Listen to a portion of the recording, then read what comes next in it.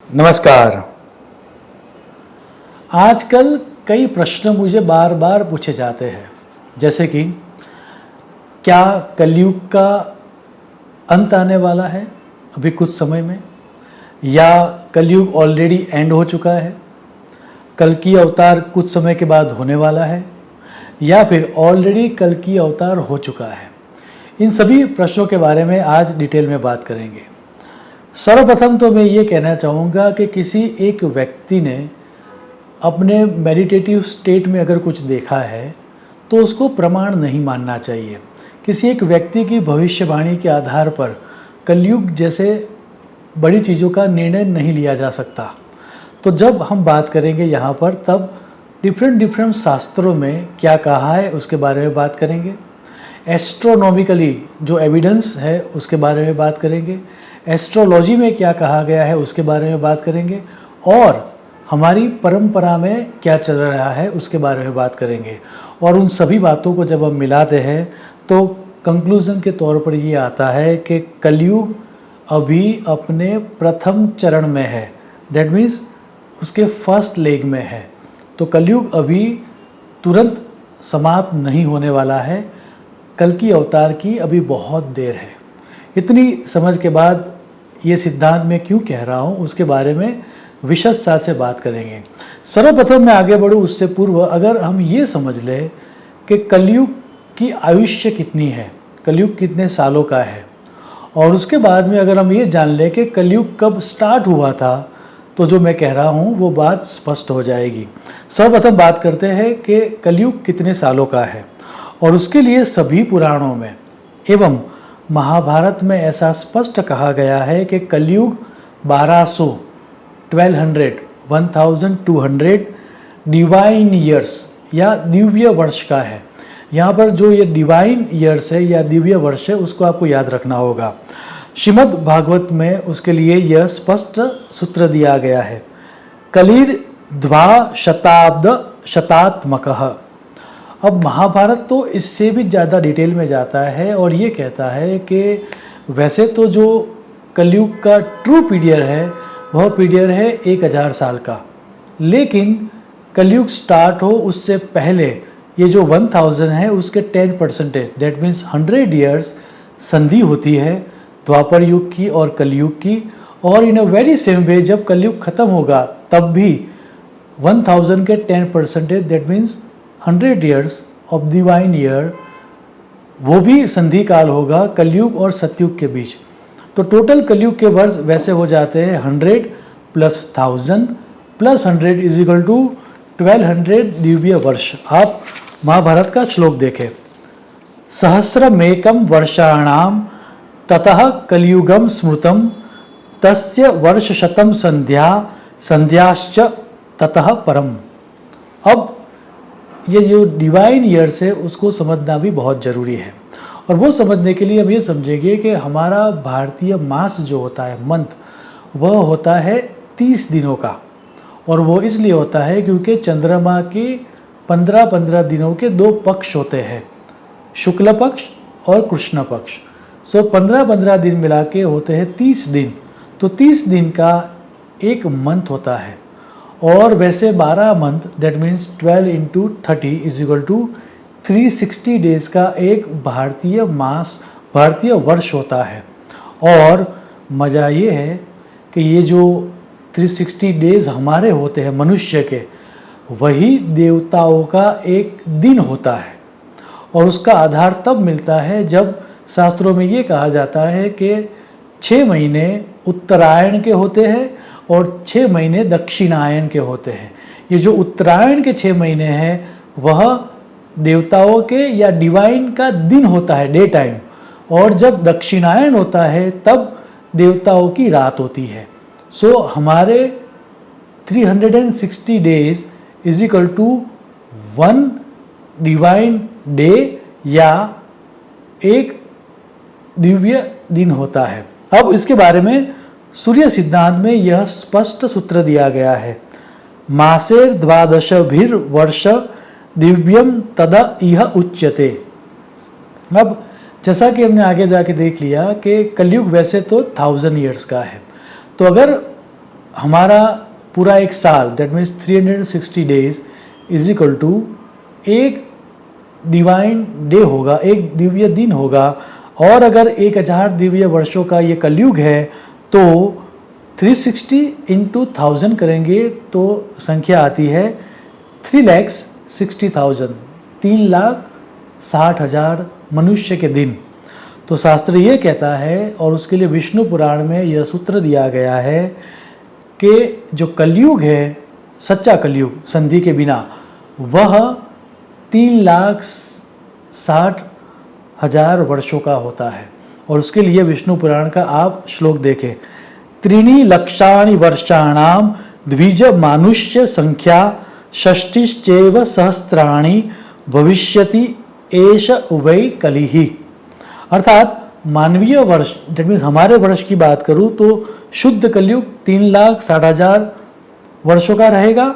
और उसके आगे और पीछे अगर हम 100 ईयर्स ऐड कर दे तो 1200 divine years is equal to Kalyug होगा। और 1200 इंटू 360 निकाले तो 4,32,000 वर्ष, 4,32,000 ईयर्स का कलयुग होता है। तो एक बात स्पष्ट हो गई कि कलयुग की आयुष्य क्या है, 4,32,000 वर्ष। अब अगर हम ये जान ले कि कलयुग कब स्टार्ट हुआ था तो हमें पता चल जाएगा कि अभी कलयुग का कौन सा फेज चल रहा है। तो कलयुग कब स्टार्ट हुआ था वह दर्शाते हुए विष्णु पुराण में स्पष्ट कहा गया है कि जब श्री कृष्ण भगवान अपने स्वधाम गए थे, दैट मीन्स जब श्री कृष्ण भगवान ने अपने देह को छोड़ा था तब कलयुग का प्रारंभ हुआ था। आप विष्णु पुराण का श्लोक देखें, यस्मिन् कृष्णो दिवम यातः तस्मिन्नेव तदाहनि प्रतिपन्नम कलियुगम तस्य संख्या निबोध में। अत्रि ऋषि भी कुछ ऐसी ही बात करते हैं और वो ये कहते हैं कि जब परीक्षित राजा ने हस्तिनापुर की गद्दी को संभाला तब से 12,000 दिव्य वर्षों के कलयुग का आरंभ हुआ। आप अत्रि ऋषि का श्लोक देखें, ते तु पारीक्षिते काले मघास्वान् द्विजोत्तम तदा प्रवृत्तश्च कलिर्द्वा शाब्द शतात्मकः। अब हमें ये जानना होगा कि श्री कृष्ण भगवान की देह कब छूटी, उन्होंने अपने देह का त्याग कब किया। तो वो देखने के लिए फिर हमें श्रीमद् भागवत पुराण एवं महाभारत के प्रति हमारी दृष्टि ले जानी पड़ेगी। और जब हम उसके रिसर्च करते हैं तो समझ में आता है कि श्री कृष्ण भगवान ने अपने देह का त्याग महाभारत का युद्ध जो हुआ था उसके 36 साल बाद, 36 ईयर्स के बाद अपने देह को त्याग किया था। वैसा वेद व्यास जी ने महाभारत में स्पष्ट कहा है, षट्विंशे त्वथ संप्रांते वर्षे कौरव नंदनः दर्दर्श विपरीतानि निमित्तानि युधिष्ठिरः। एक अन्य श्लोक भी है महाभारत में ही जो ये कहता है कि महाभारत का जो युद्ध हुआ था वह द्वापर युग और कलयुग के संधि काल में हुआ था। या ये जो जंक्शन टाइम था बिटवीन द्वापर युग और कलयुग, वो जंक्शन टाइम में महाभारत का युद्ध हुआ था। आप श्लोक देखें, अंतरे चैव संप्राप्ते कलि द्वापर योर्भुत समंत पंचके युद्धम कुरु पांडव सेनयोः। सो कुल मिला के पूरी चर्चा का सार ये हो जाता है कि महाभारत के युद्ध का जो समय अगर हम जान ले तो कलयुग का समय हम आसानी से जान लेंगे।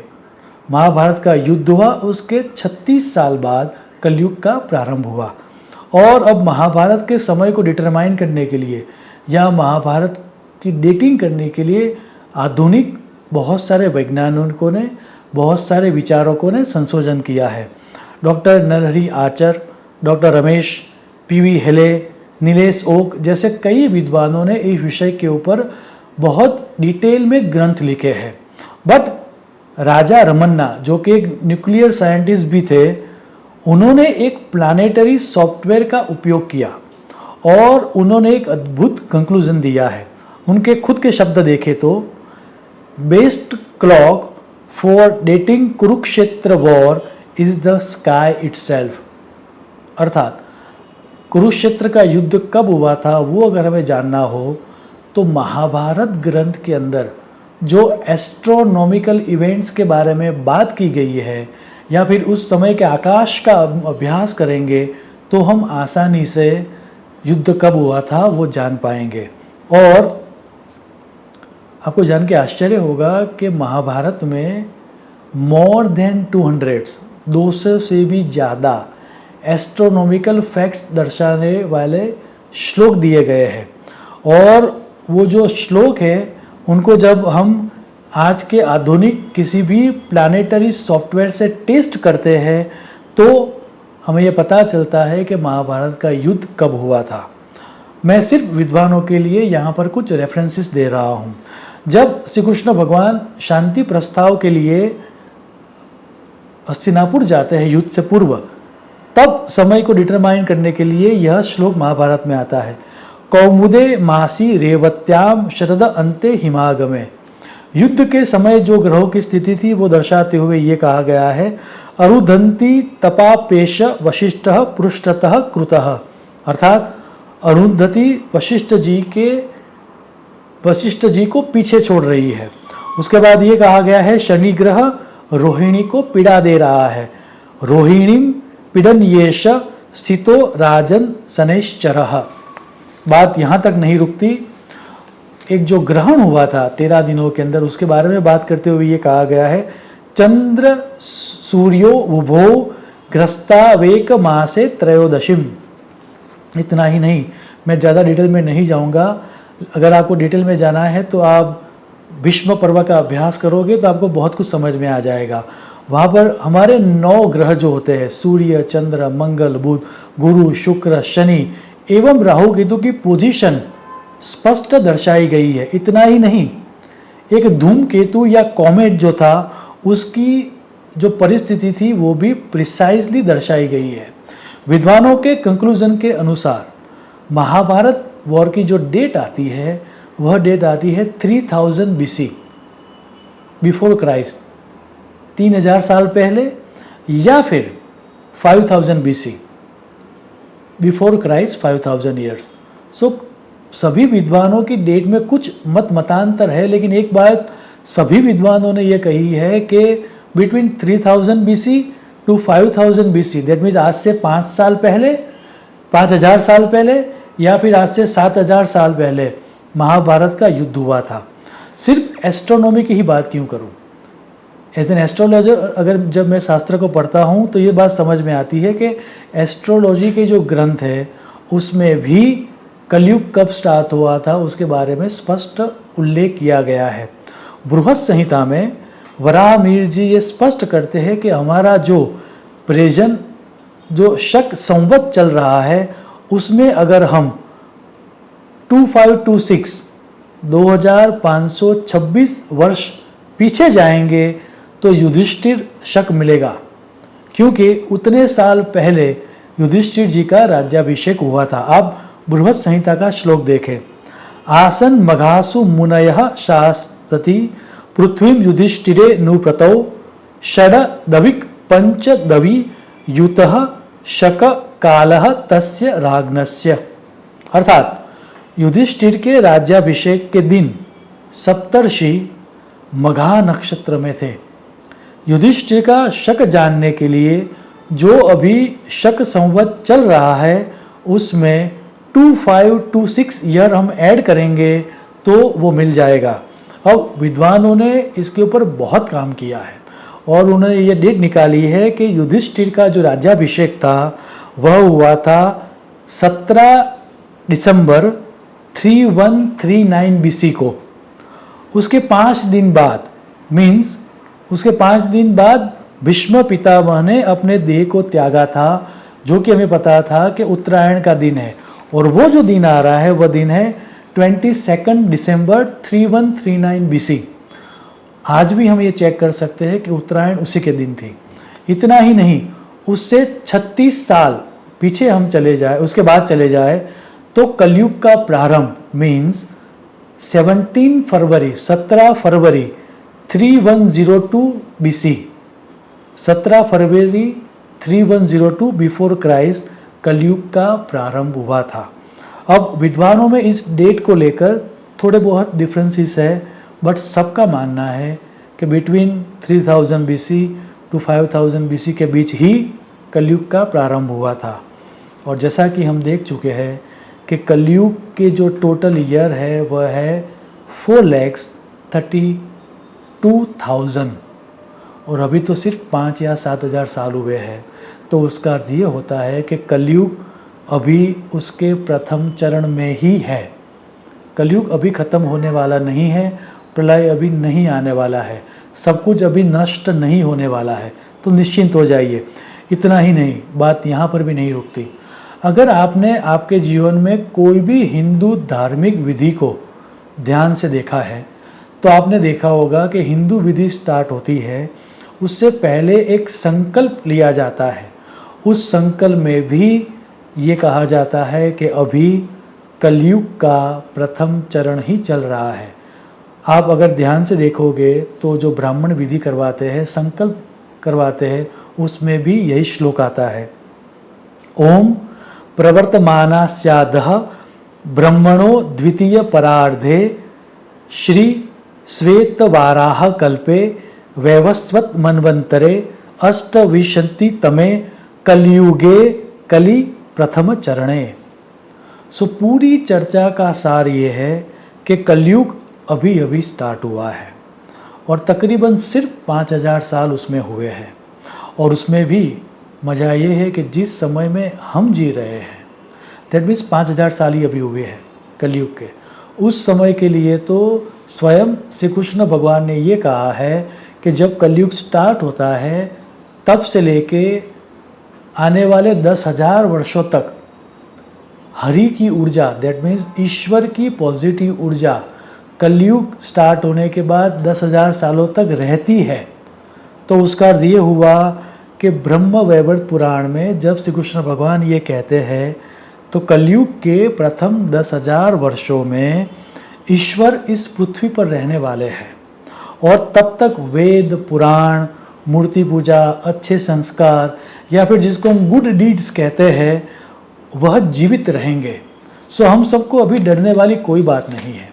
ईश्वर अभी भी हमारे बीच ही है और ऐसा स्वयं श्री कृष्ण भगवान ने कहा है। आप ब्रह्म वैवर्त पुराण का श्लोक देखें। कलौ 10 सहस्राणि हरिहि तिष्ठति मेदिनीम देवानां प्रतिमा पूज्या शास्त्राणि च पुराणकम। मुझे आशा है कि कलयुग के बारे में इतनी जानकारी आपको आश्वस्त करेगी। अभी कलयुग का अंत नहीं होने वाला है।